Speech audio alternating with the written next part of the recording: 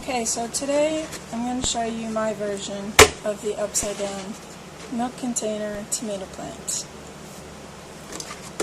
What I do is try not to cut myself with the box cutter, and then I cut the top off.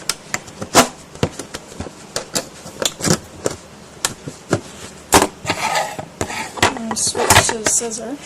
You could use any kind of scissor. I just happen to have medical shears. Stop. As you can see, I cut the top off so that there's an opening to put the plant through. Then we head for the bottom, and my box cutter sucks, so just cut the bottom off. Scissors work better.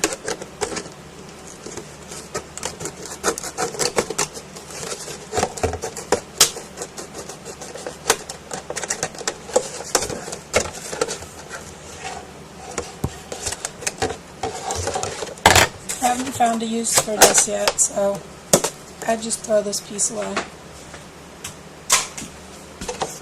Okay, so you have the bottom cut off and the top cut off. I try to repurpose everything we can possibly find around the house and the farm.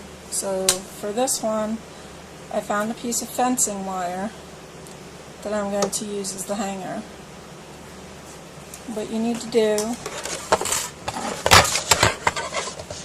is I've been making 2 holes. Make one there and one diagonally across.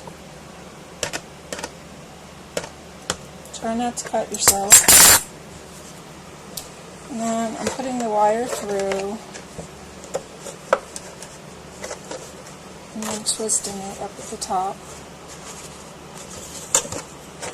And try not to poke my daughter in the eye.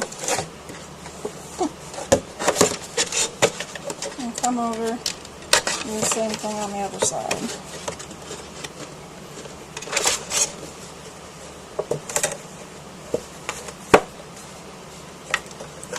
So now you have a hanger.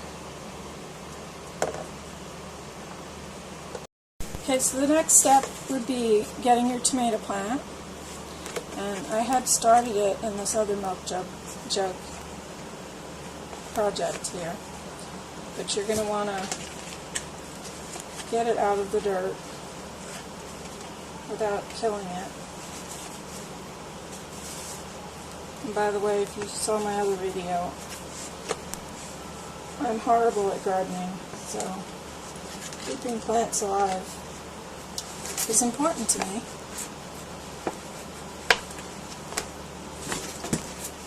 You want to make sure you get as much of the root ball as you can.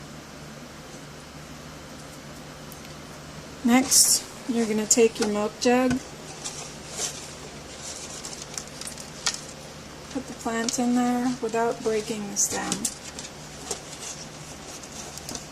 and gently pull it all through.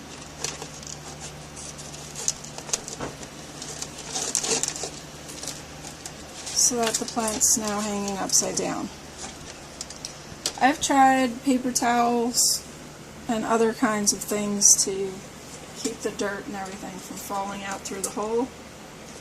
The best thing I've found, and you don't have to do this because it would be expensive unless you had excess, is we had these drain sponges left over from my dad. And what they are is 4x4s that are cut halfway down. And there's 2 in here, which I found to be better than just one.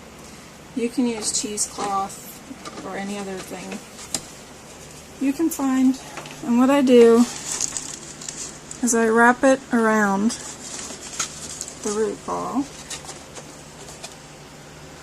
so that at the bottom it will keep the dirt and everything in. Okay, so that's what it looks like inside from the top. Now I'm going to fill it with dirt. I use Miracle Grow potting soil because it gives me, the horrible gardener, the best shot. And then I just fill it up. Okay, so I didn't want to bore you while I filled it up, but I filled it up almost to the top with potting soil.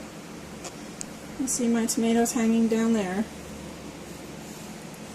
And now I'm going to water it, and we'll show you when we get out on the porch. Okay, so we hammered a few nails in to the top of our porch. And I'm just going to twist the wire one time so it doesn't, or maybe twice, so it stays up there.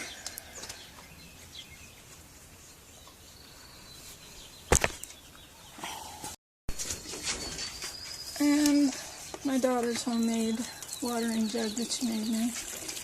I'm just going to fill this up so it wets the whole thing until it comes out the bottom. And you'll see you really can't overwater any of the plants that are planted this way because the water runs out the bottom. Now what we've done to help with the water waste is I've hung some of my tomatoes over my zucchini plants so that when I water them and the water comes out,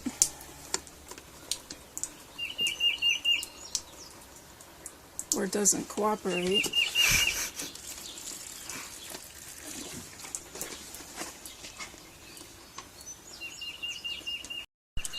as you can see, when the plant is overwatered, the water just drains down and waters my zucchini below it.